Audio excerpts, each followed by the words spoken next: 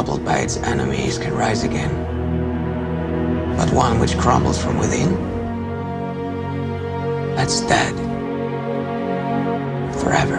The current state of Marvel is just a joke, producing flop after flop and unwatchable content. They just can't seem to get back on track. How did they get to the top of the heap just to crater the beloved franchise? Way before Robert Downey Jr. donned his gold and race car red power suit to change the cinematic universe, we got a few attempts to bring the comic book empire to life. Some failed spectacularly, like the 1986 Howard the Duck, which grossed a paltry $37 million, and some did well, such as a 1998 Blade. Others were somewhere in between, such as the 2004 Punisher, which I actually love and watch often. With a bit of serendipity and the vision of Boston, Massachusetts native Kevin Feige, the studio put together a plan to bring superheroes to the forefront of entertainment. But first, Marvel would have to undergo many trials and tribulations. In 1996, they would file for bankruptcy, selling off its most beloved and popular characters such as the X-Men, Fantastic Four,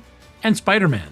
This would prove short-sighted just 2 years later when Blade totally caught the world off guard, earning $131 million at the box office. Then 4 years later, in 2002, when Spider-Man delivered an astounding $825 million in its total run. Like getting your wife a boob job months before the divorce. Marvel was seeing other studios profit from the characters they created, although other studios had taken the risk of proving the concept. So Marvel enlisted the help of Kevin Feige, and by extension Jon Favreau, to produce and direct their first fully funded film. Taking many of the marquee characters they sold off, they needed to use the leftovers, the ones they still had rights to. When Feige presented children with toys of their characters, they realized a funny thing. The ones the kids liked the most was Iron Man. So he decided the character had the most visceral appeal. Casting Robert Downey Jr. as the lead was inspired. The film would go on to make $585 million at the box office, solidifying the foundation of the franchise. This was truly the house that Stark built. Adding to the roster would be Captain America and Thor, followed shortly after by the billion-dollar blockbusters, The Avengers. The studio would go on to make some unorthodox risks, such as Guardians of the Galaxy, proving that it was not so much the hero, but the story and the writing that made the impact with filmgoers. I mean, Guardians was a movie about a talking tree and a raccoon. Who would have expected anything to come from that? With the occasional dud like Iron Man 2 and Thor Dark World, the studio more than made up for the missteps with the Captain America trilogy and the 4 Avenger films that grossed about $8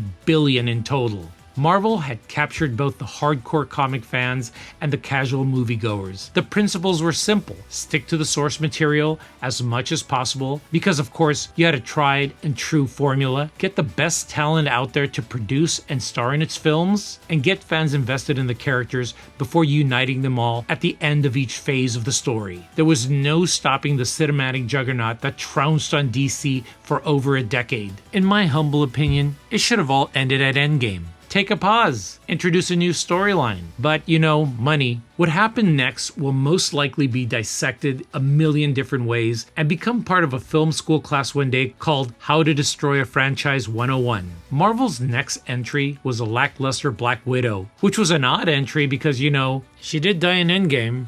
It was released during the COVID pandemic, so there was no way to avoid the soft box office numbers. The film would take place after the death of the aforementioned character and introduce some absolute mid-D-list heroes to the universe. Next was a totally disconnected first entry into Phase 4, as described by Screen Rant. The Eternals would have a completely different aesthetic and message to all their previous films. Directed by Chloe Zhao, it featured these synthetic beings created by these eternal creatures a long time ago.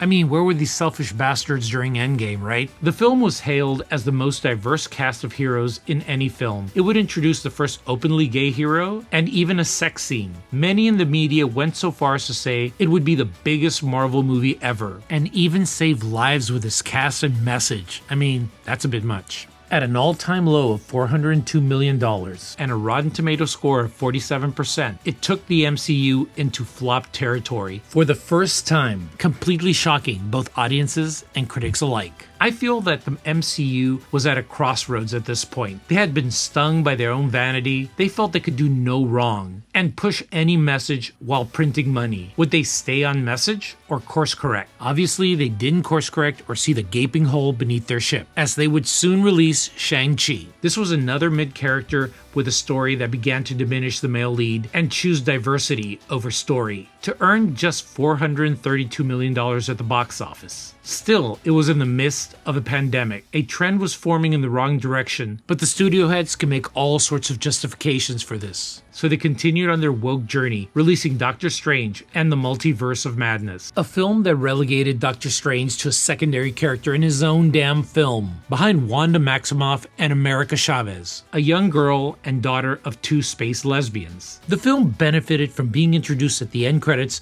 of the Sony film Spider-Man: No Way Home. Strange made $955 million but was trounced by Sony. Marvel would never get this close to $1 billion again. What came next would be a full dive into inclusivity and the message, propping up female characters and deconstructing male heroes. In Thor: Love and Thunder, we get a fully scripted and directed film by Taika Waititi, where for some reason Jane Foster becomes Thor, which emasculates the former god, in a flat, contrived parody of the former trilogy. The supposed humor is never-ending and falls flat. It grossed only $760 million, not what you expect from a Marvel movie. Everyone could see that the Marvel machine had slowed down, even with marquee characters like Thor that they worked so hard to develop over the years. This was followed up by Black Panther: Wakanda Forever, a film that would not recast Chadwick Boseman after his untimely death, eliminating all male characters in exchange for a female-led cast. The first Black Panther made over $1.3 billion, which was roughly $500 million more than this entry. Marvel was not in serious danger yet, but they were sure polishing the deck of the Titanic in a hurry. At this point, the studio had gone full MCU, but there was one more nail in the coffin before the studio heads could not deny the turd they had on their hands. And that was The Marvels. If we compare two movies with the same lead character before and after Endgame, we can get a good understanding of the disparity in quality. The first Captain Marvel was sandwiched between its two biggest moneymakers, Infinity War and Endgame. It brought in $1.1 billion, yet the sequel embarrassed the franchise, barely making over $200 million, effectively losing Marvel $237 million in its total run. No one could ignore the failures of the problematic rebranding. Critics would openly mock it, making it a meme at best. But Marvel would not course correct, releasing Ant-Man and Wasp: Quantumanium and a quadrilogy of embarrassments, including She-Hulk Attorney at Law, Secret Invasion, Echo, and the self-proclaimed gayest Marvel TV show ever, Agatha All Along. These shows would lose hundreds of millions and wreck the reputation of the largest franchise in modern history. At the time of this recording, we await the embattled Captain America: Brave New World that has seen at least 3 reshoots, with one more coming just 4 months before release due to weak audience reception. And Thunderbolts, a Suicide Squad ripoff with mostly uninteresting mid-characters led by the slightly interesting Yelena Belova, played by Florence Pugh. Why? Because Marvel's not done girl bossing yet. At its height, the MCU produced $4 billion films. Yet today they're losing hundreds of millions on each film. Why is that the new reality for the franchise? Well, we can start with the rebranding. In June 26, 2018, Kevin Feige was quoted by Screen Rant as stating, "One day, there will be more female superheroes in the Marvel Cinematic Universe than male superheroes." Now, first of all, why prioritize female characters over male ones when the bulk of your audience by far is male? I mean, I know there's female fans out there, but I'll bet they'd rather see Chris Hemsworth as Thor than Brie Larson as Captain Marvel. I feel that at this point, Marvel was rebranding itself as a girl brand. It didn't necessarily want to expand its audience. It seemed like it wanted its female audience to overtake its male audience. It began producing films that skewed female and made race-centric films with crews and staff that were racially homogenous. This would be the new Marvel, and diversity would be its focus, as long as it was the right kind of diversity. Black Panther: Wakanda Forever would only showcase black women in its cast, with one Latino protagonist. The Marvels would go all in, with all female heroes and a female villain. And the crater it produced rivaled the one that killed the dinosaurs. Next, it would cast unknown directors with little to no experience, such as Chloe Zhao of The Eternals and Nia DaCosta of the Marvels. The women were literally out of their element. There are some fantastic female directors, such as Mary Harron of American Psycho and Catherine Bigelow of Zero Dark 30, but in many cases, they worked their way up the cinematic ladder. They didn't just get stuck in a film with the scope of a Marvel movie and the challenges that arise from being involved in a visual effects saturated environment. Then they were thrown under the bus. Finally, there's a total lack of planning and cohesion in the new MCU. It's a disjointed and incoherent mess that is learning the wrong lessons from its mistakes. This is partially due to an industry that embraced DEI and woke attitudes that didn't really read the room. They bet big on this and lost big.